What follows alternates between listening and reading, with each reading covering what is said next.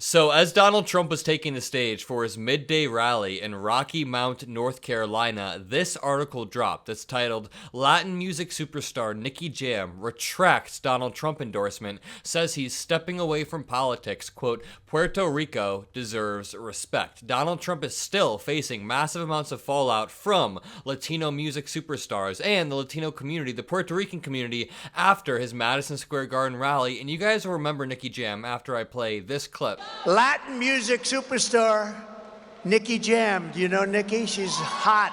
Where is Nicky? Where is Nicky? Thank you, Nicky. Great to be having you here. Now you have to get, oh, look. Oh, look, Nicky Jam is a dude, which is fine if that's what Trump's into. Maybe Trump thought it was Nicki Minaj. I don't know. Either way, that brings us on to his rally in North Carolina today. We have 6 days to go and no time to waste, so let's jump right in. Make sure you drop a like and watch until the end to help boost this pro-democracy message. And this is Donald Trump saying that Democrats are horrible people who you can't get along with. And I want to show you the result of his apocalyptic remarks after this clip.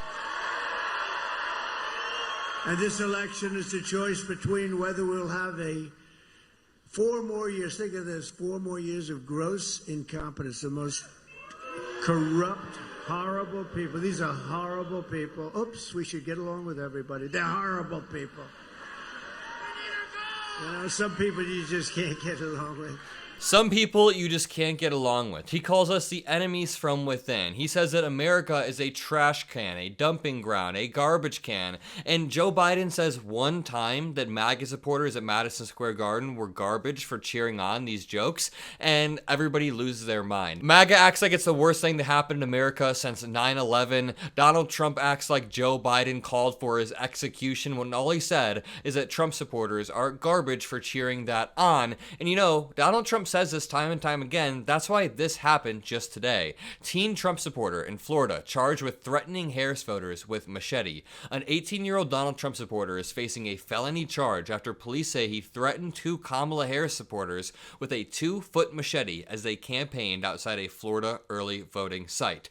Caleb James Williams is charged with felony aggravated assault on a person 65 or older and a misdemeanor exhibition of a dangerous weapon, Neptune police records show. So the police chief said this 18-year-old and then 7 other 16 to 17-year-olds drove to a suburban Jacksonville library specifically, quote, to protest and antagonize the opposing political side. Carrying Trump flags, they began yelling at a group of Harris supporters, and that escalated.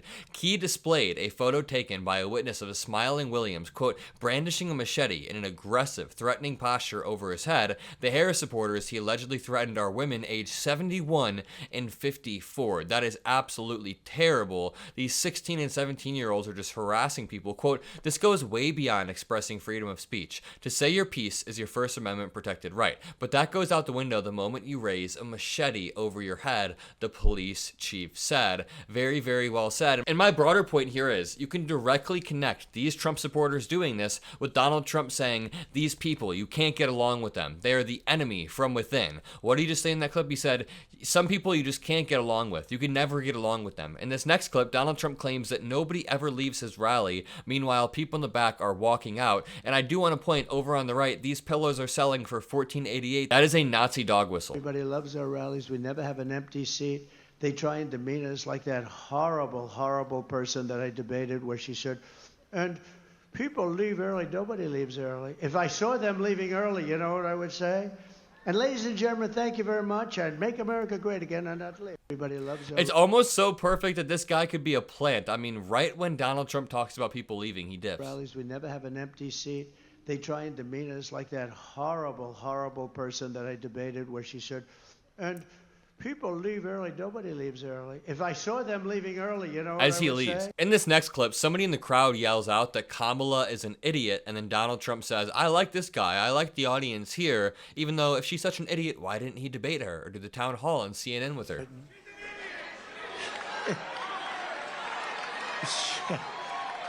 I like this audience. Scream. I didn't say it. Well, the guy said, who just said that? Who's this? He can handle himself. They scream, she's an idiot. This man's a shell of what he used to be. I mean, I'm not gonna lie, I saw a clip of him in 2015 the other day, and his stage presence was a lot different. He had a lot more unique of a stage presence, and now it's just a shell of that. But I didn't say it. I didn't say it. In fact, I'd like to admonish you, sir, you should not say that, please. This way, the press can't get me. You know, they say, well, I know he wanted. It's really good. Well, He literally says it 5 times throughout the speech that she's a low IQ person, she's an idiot. no, I don't accept that. So I would never accept a thing like that. No, but she is. He can handle himself, that guy, too. Okay, this bit has gone on for way too long. He dragged that bit out for way too long. Watch his next clip. You know, many years ago, I had a father who was a great guy. He was a strong guy, a legitimate guy, strong. But, you know, he always used to tell me, never use the word Nazi and never use the word Hitler. Now we're called Nazis, and I'm called Hitler. I'm not Hitler. Boy, my father, he's looking. You know a campaign is going well when you have to go out on the campaign trail 6 days before the election and say, I'm not Hitler. They say if you're explaining in politics, you're losing, and this dude's explaining that he's not Hitler. He's not Hitler. Trust him. In this next clip, he says that, just watch. People we pay all this money to give you political advice. I said, why? Women don't want to be protected, sir. I said, really? I don't think so. They want to be attacked by MS-13. Is that what they want? They want MS-13 to go in and knock their door down and do bad things? No, I don't think so. I think women. I'm going to protect the women. I'm going to protect the children, and I'm going to protect the men. I'm going to protect everybody. As Kamala Harris always says, women don't need the president to protect them. They just need the president to trust them to make their own decisions. From these animals that have been unleashed into our country and from foreign powers. Look, I mean, is there any woman in the audience, please, that does not seek protection? Please raise your hand. Such a weird question to ask, such a weird dynamic. Who here does not seek protection? And also, calling immigrants animals, protecting you from these animals. Here's Donald Trump admonishing the Washington Post and LA Times. And do you notice the Washington Post and Los Angeles Times and all these papers, they're not endorsing anybody. You know what they're really saying? Because they only endorse Democrats. They're saying, this Democrat's no good. They're no good. And they think I'm doing a great job. They just don't want to say it. Washington and USA Today, congratulations. I just heard USA Today has not endorsed. They said we're not going to endorse.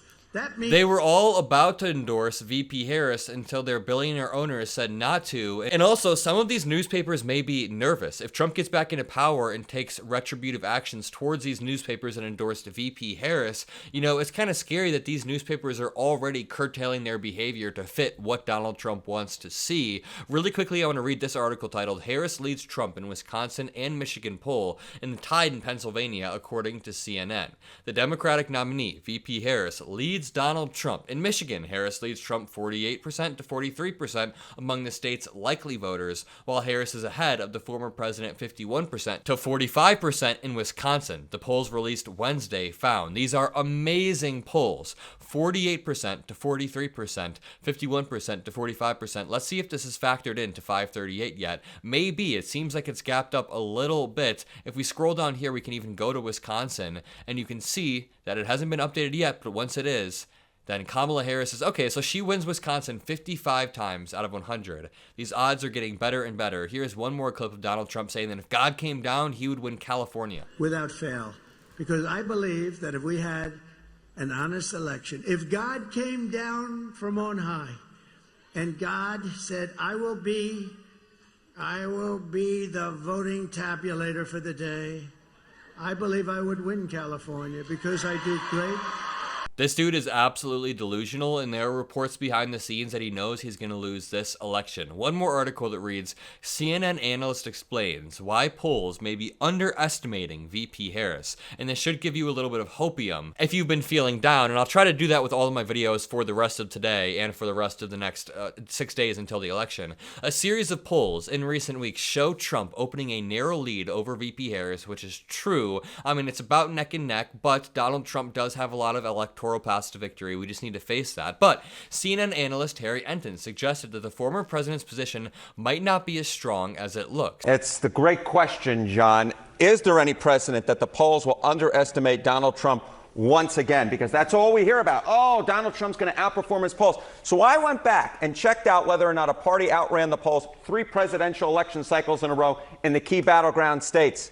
It's never happened. It's never happened. 0 times since 1972. So if the polls are going to underestimate Donald Trump once again, that would be historically unprecedented. Now, maybe you want to make the argument that Donald Trump himself is historically unprecedented, but what normally happens is the pollsters catch on. Hey, we're underestimating. We're not taking into account some part of the electorate. They make adjustments, and I think that helps to explain why we have never seen that the same party has been underestimated 3 times in a row in presidential elections, at least over the last 52 years. And Harry, you're seeing other evidence here that a polling miss, as we'll call it, wouldn't necessarily even benefit Trump as much this time. Yeah. So, if we went back to 2020, right, all the polls, Pennsylvania, Wisconsin, Michigan, those 3 key Great Lake battleground states, they favored Trump by a wide margin. But there was this group of pollsters that actually had Trump out ahead. And indeed, Donald Trump's best polls in 2020 were 8 points better than the poll averages in those states. So there was this idea, this universe, hey, maybe the averages are really underestimating Donald Trump.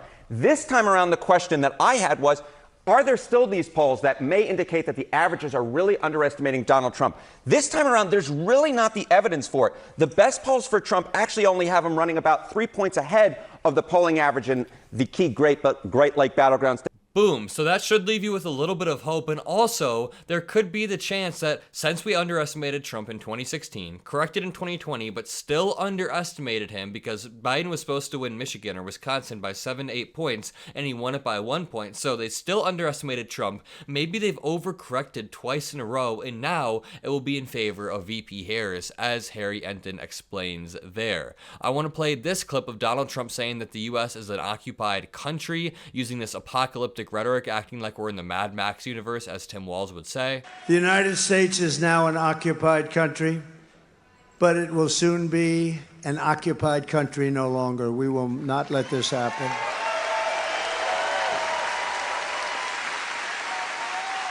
November 5th, 2024 will be Liberation Day in America. It'll be Liberation Day. What does that even mean? Like 1776, as they were chanting at the Capitol on January 6th? What does Liberation Day even mean? He used that a few times in 2020. He said, liberate Michigan now, liberate Michigan now. And then some people tried to kidnap the governor, Gretchen Whitmer. On day 1, I will launch the largest deportation program in American history. Same old stuff. If you enjoyed this video, if you appreciate what I do, drop a like, subscribe, have a great rest of your day, and peace out.